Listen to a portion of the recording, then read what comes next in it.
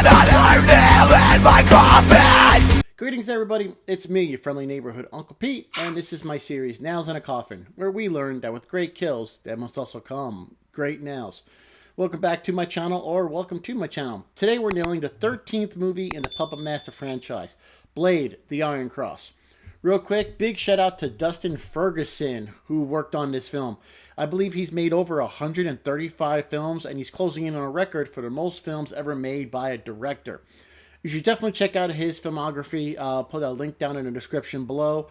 A few months ago, I watched one of his newest films, Beyond the Gates of Hell, which was a blast, and two of my good friends actually got to play zombies in that movie. So, Dustin Ferguson, if you're watching this, just want to say thanks a lot. So, back to Puppet Master. Here's a look at the average nails in a coffin for all the Puppet Master movies I've covered so far.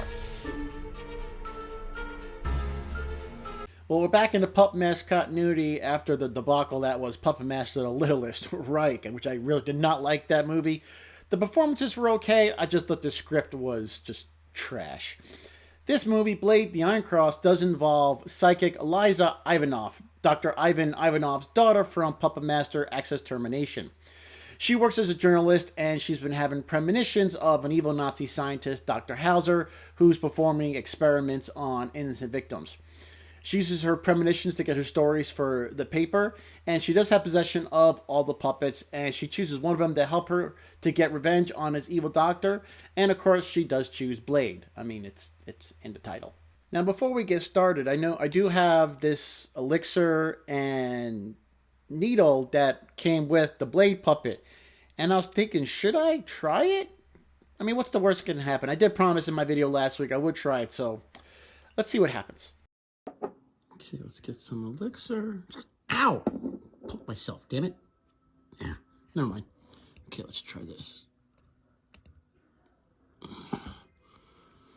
Okay, now that we got that out of the way, let's get down to business. The first on-screen kill happens just about 10 minutes into the movie.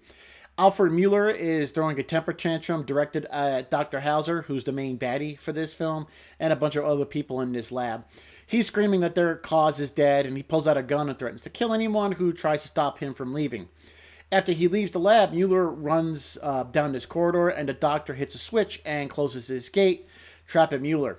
One of the doctor's experiments, bio-death ray zombie is what they call it, who's controlled by the doctor, attacks Mueller.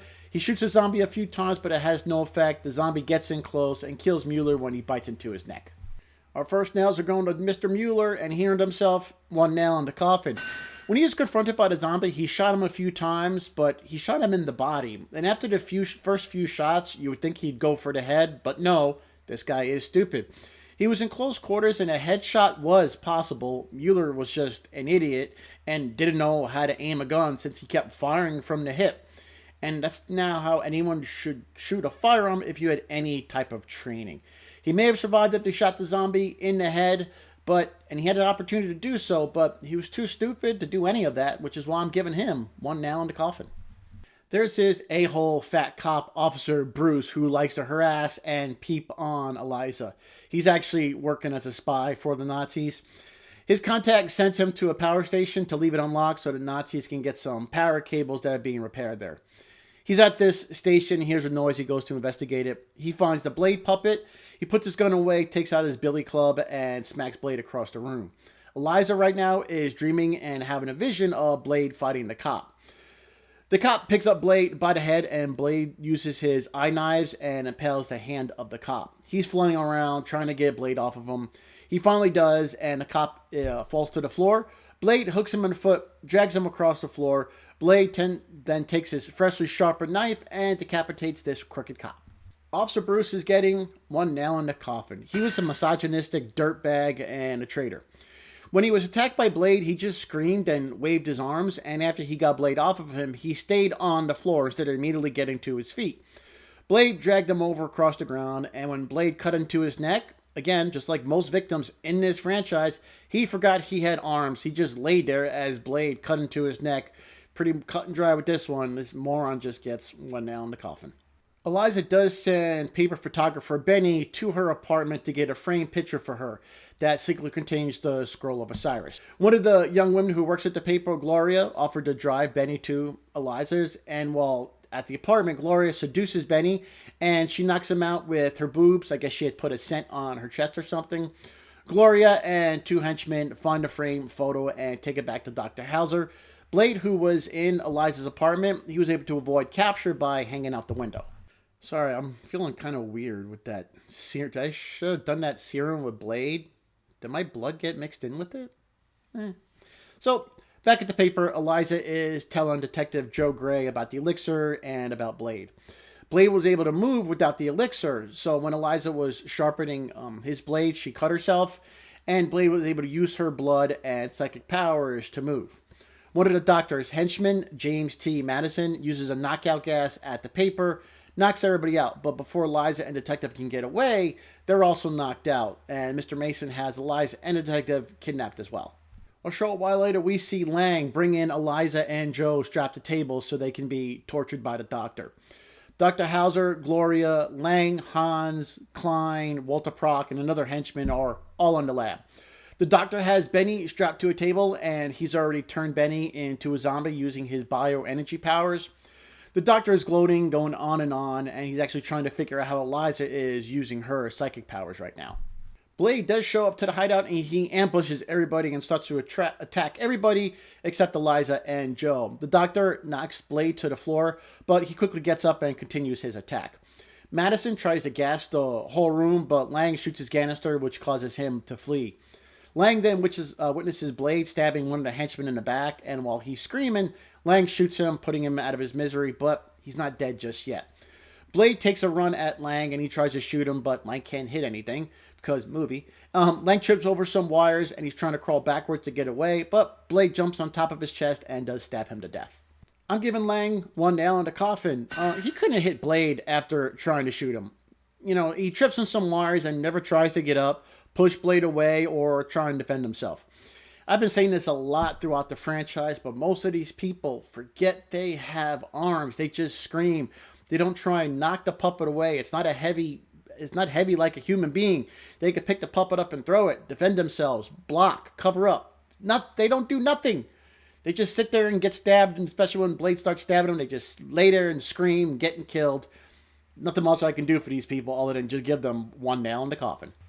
Yeah, so I think I messed up with that serum and Blade. I'm kind of stuck like this for now, so, well, the show must go on. After Blade kills Lang, the doctor uses his bioenergy powers to control Benny, who's a full-blown bio-zombie right now. Walter Prock, he's in panic mode, and he grabs onto Gloria, and she just gets him off by slashing his hand. Prock falls to the floor as Benny gets up off the table and attacks Gloria. He's grabbing her while Blade kills another henchman by slashing his throat. Benny bites into Gloria's neck, gravely injuring her, but she was able to smash him on head with the bottle, and Blade slashed him in the leg to make him stop attacking Gloria. This unnamed henchman is awarded one nail in the coffin. This was a quick kill, but it looked like he was just standing there while all this chaos was going on. He didn't try and do anything really. He pretty much just stood there and was stabbed. No more else to say here. One nail in the coffin. Proc ran out of room and down a hallway, and he got to a dead end and got a nice surprise from another one of Dr. Hauser's experiments, a female biozombie. He's just standing there and tries talking to her for a moment, and the biozombie grabs him, throws him against the wall, and attacks him by biting into his face and neck and then killing him. No one really tries not to get killed in this movie. Proc, he gets one nail in the coffin. He was at a dead end with the biozombie and never tried to get away with her. He just stood there and trying to talk to this mindless creature. When she grabbed him, he didn't even try and push her off of him. It didn't even look like he struggled to break free. He just stood there and screamed like every other victim in this movie. One nail in the coffin. During all this chaos, Joe was fighting with Klein and he had a chain wrapped around his neck trying to choke him out. Eliza used some of her powers to help Blade finish off Hans and Gloria when he stabbed both of them to death. Dr. Hauser was trying to use his bio powers on Klein, but Eliza used her powers to take control of Klein, and she makes him attack the doctor. There's a struggle back and forth between the two. The doctor turns up the juice on his device, pointing it directly at Klein, and this eventually does melt Klein's face, killing him. These three kills are very close succession, and I'm going to rate them fairly quickly. Hans, he gets one nail in the coffin. He was pretty useless for the entire film. He died just like everybody else. All he did was scream while being attacked. No one tried to defend themselves or even fight back. The same goes for Gloria. One nail in the coffin. When Benny attacked her earlier, she didn't put up much of an effort to get away. She did hit him with the bottle, but she let him get too close way too easy. She never tried to run or push him away. He just ran right at her and grabbed her. Plus, if she wasn't a traitor, she wouldn't have been in this position. Klein was the only person in this movie to resist anything, but Joe couldn't successfully choke him out because he was a big, strong guy. And when Liza took control of Klein and used him to stop the doctor, it's what stopped him from killing Joe. He didn't even try and resist the biological powers, but then again, he put himself in this position, and like I stated a bunch of movies ago, I can't give anyone associated with Nazis more than one nail in the coffin, since I think we can all agree that is something very, very stupid to do. So, these 3 deaths are all going to get one nail in the coffin. When the doctor was trying to fight off Klein, Eliza used her powers to break free of her restraints. She was on the floor trying to help Joe out since he was just fighting Klein. The doctor is attacked by Blade, but he was able to grab him first. The doctor apparently has a robotic arm, and he picks up Blade and puts him in the furnace to burn him. He thinks that since there's a connection between Blade and Eliza, this actually should hurt Eliza. After he takes Blade out of the furnace, he picks up a sledgehammer and starts to destroy Blade. At first, it's not working, but the doctor keeps hitting the puppet with the sledgehammer again and again. Eventually, the puppet is smashed into dust. But there's a green essence flowing out of Blade. The doctor inhales this, and while he's, of course, monologuing, we see Blade inside the doctor just stabbing him up. Eventually, Blade stabs and slashes his way from inside the doctor, and Blade climbs out of the doctor's dead, and Blade is now all healed up. This was our final on-screen death in Blade the Iron Cross, and the doctor earned himself, I think you know, one nail in the coffin. Another very common occurrence with the main villains in this franchise is their ego. It's always a big part of their downfall. They love to monologue and gloat about how they're going to win and defeat everybody. They all underestimate the heroes in these movies. They always waste a lot of time with all this nonsense. Maybe they just like to hear themselves talk. It never fails that this is always one of the root causes of their defeat. And also, Dr. Hauser was one of the weakest and most least intimidating villains across this entire franchise. He definitely deserves only one nail in the coffin. There we go, ladies and gentlemen. Those are all my nails in the coffin for Blade the Iron Cross. Here's a summary of all the nails I've awarded. Here's a summary of the average nails in a coffin for the first 13 movies in the Puppet Master franchise.